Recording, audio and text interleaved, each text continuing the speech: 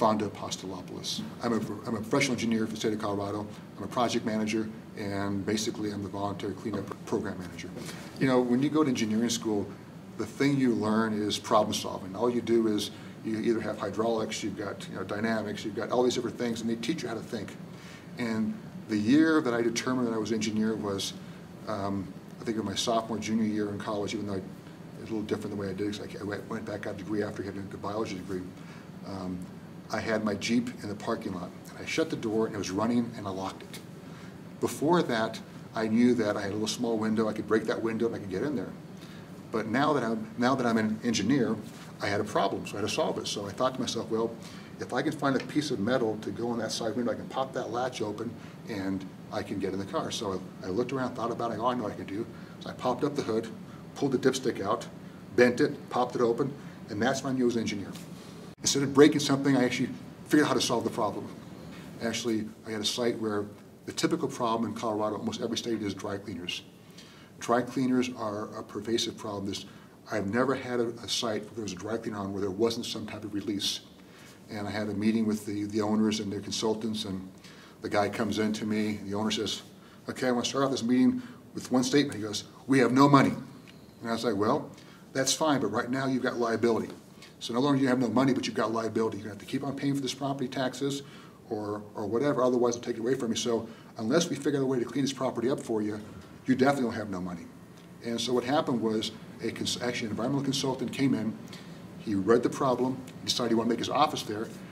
They had an agreement where they owned the property free and clear, but no free money except for the property. So they decided to put an escrow amount on the side where the guy said, okay, you put so much aside for this cleanup, I'll spend that money, whatever's left over, I'll get back to you. If I use it all up or more, that's my problem.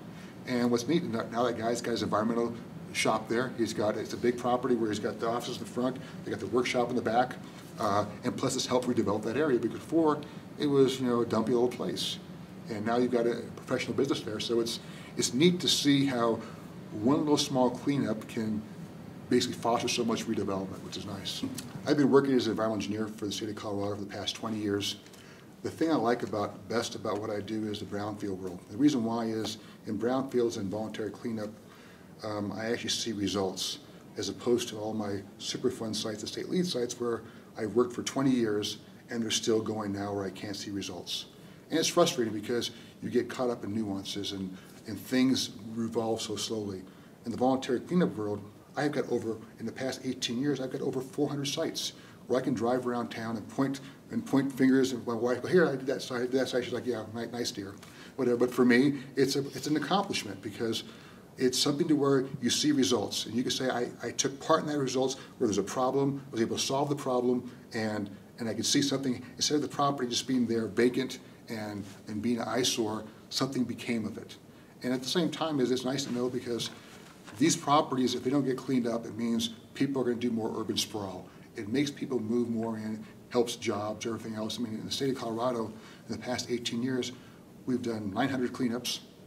And at the same time as we can show where we developed 12,000 jobs, 14,000 new houses, either condominiums or single-family houses, and on top of that, 12,000 acres of property have been cleaned and basically brought back into the working force.